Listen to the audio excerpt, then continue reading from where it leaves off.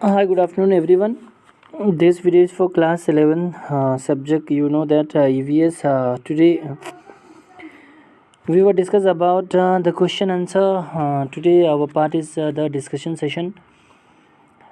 Before start this video, shall we revise the completed topic जो हमने complete किया था आप लोगों को प्रीवियस वीडियो में, that is the face of succession, I mean stage of succession, जो आप लोगों को समझाया था कि स्टेज ऑफ सक्सेशन क्या है, जिसमें आप लोगों को अलग अलग स्टेजेस के बारे में समझाया था। सबसे पहले तो आप लोगों को सक्सेशन समझा दिया है, फिर टाइप समझा दिया था आप लोगों को, primary succession and secondary succession, फिर आप लोगों को स्टेजेस समझाए थे कि सक्सेशन किस तरह सेटअप होते हैं। ठीक है, उसमें हमने nudation, migration, ecesis, aggregations, invasions and competition and reactions जो पार्ट पढ़े थे हमने, वो आप लोगों को समझ में आया होगा। प्रीवियस वीडियो के बारे में हमने क्लाइमेक्स भी पढ़ा था वहाँ पे आप लोगों को, जिन्हें हम स्टेबलाइजेशन बोलते हैं, फाइनल कम्युनिटी को।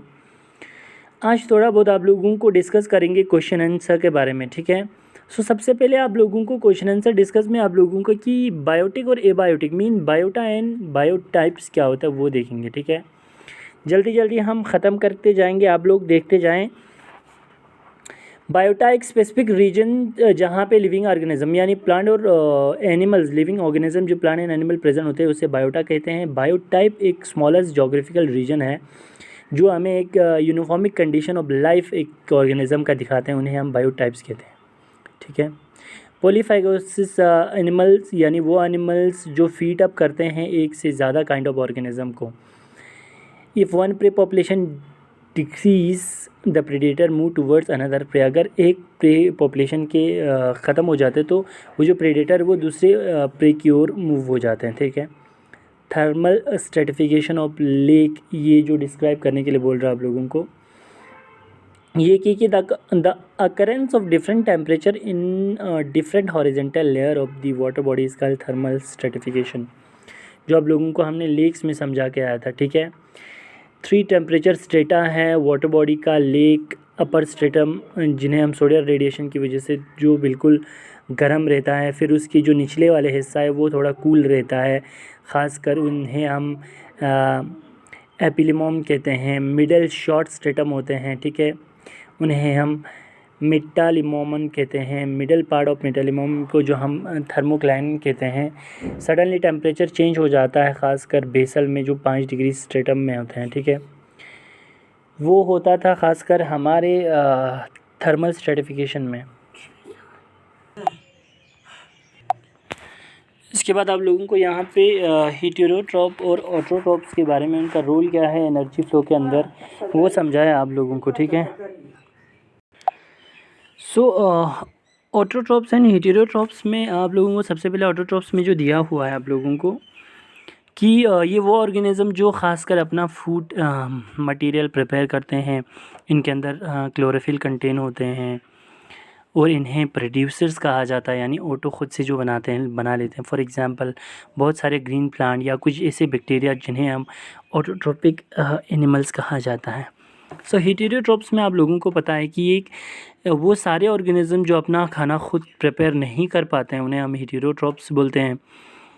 जिनके अंदर क्लोरोफिल कंटेन नहीं होता है उनके सेल्स के अंदर, ख़ासकर जैसे प्लांट सेल के अंदर क्लोरोफिल कंटेन होते हैं। और दूसरा ऑटोट्रॉप्स जो प्रोड्यूसर हैं, लेकिन हेटेरोट्रॉप्स को हम कंज्यूमर कहते हैं, जो ऑटोट्रॉप्स पे ही डिपेंड रहते हैं। ठीक है, सभी जानवर, सभी नॉन ग्रीन प्लांट, याद रखना जो ग्रीन प्लांट नहीं है, नॉन ग्रीन प्लांट जो ग्रीन कलर के पिगमेंट जिनके अंदर नहीं होते वो भी हेटेरोट्रॉपिक एनिमल होता है। फंगाई जैसे कि कुछ ऐसे बैक्टीरिया, जो बहुत सारे ऐसे बैक्टीरिया जो ऑटोट्रॉप नहीं होते हैं वो हेटेरोट्रॉप्स भी होते हैं। ठीक है, दूसरा खासकर आपको इसमें एक एग्जांपल देने इग्लूना का, वो ऑटोट्रॉपिक एनिमल्स में दिया हुआ है। ठीक है, लेकिन दोनों ऑटोट्रॉप्स और हेटेरोट्रॉप्स दोनों ख़ासकर एक मेन रोल निभाता है एनर्जी फ़्लो के अंदर एक इकोसिस्टम्स में, याद रखना। ठीक है, एक इकोसिस्टम के अंदर in between the animals energy flow होता है, इन दूसरा खासकर डिफरेंट एनिमल के बीच में एनर्जी फ्लो होता है। सो ऑटोट्रॉप्स और हेटेरोट्रॉप्स एक मेन रोल निभाता है इकोसिस्टम के अंदर एनर्जी फ्लो करने में, ये याद रखना, ठीक है। कैसे बोलें तो आप लोगों को अगर सबसे पहले देखा जाए तो सोलर एनर्जी ट्रैप करता है ऑटोट्रॉप्स, फिर इसके बाद वही सोलर एनर्जी को क्लोरोफिल के कंटेन सेल्स के अंदर क्लोरोफिल जो कंटेन होता है और अपना खाना खुद बनाता है, खासकर ग्लूकोज जो खाना होते हैं उनका सनलाइट और किसके पानी की मदद से, ठीक है। इसके बाद उसे हम फोटोसिंथेसिस जो कहा जाता है, और बाद में उसी ऑटोट्रॉप्स को हेटेरोट्रॉप्स खाया जाता है। हर्बीवोर्स जो हैं वो एनर्जी उन प्लांट से अब एनिमल्स में चला जाता है। सो इस तरह एनर्जी फ्लो होता है एक ऑटोट्रॉप से लेकर हेटेरोट्रॉप्स तक, हर्बीवर्स से लेकर कार्निवर्स तक, कार्निवर्स से लेकर ओमनिवर्स तक जारी यूनिफॉर्मली मोशंस में एक रिस्पेक्टिव वे से वो एनर्जी फ्लो होते रहता है। इसीलिए ख़ासकर मेन जो अगर देखा जाए तो hence autotrophic and heterotrophic helps जो एक मदद करता है एनर्जी फ्लो में, जो हमें सन से कंज्यूम होकर यानी स्टार्ट होकर एंडिंग तक हमें टॉप कार्निवर्स तक वो चलते रहते हैं।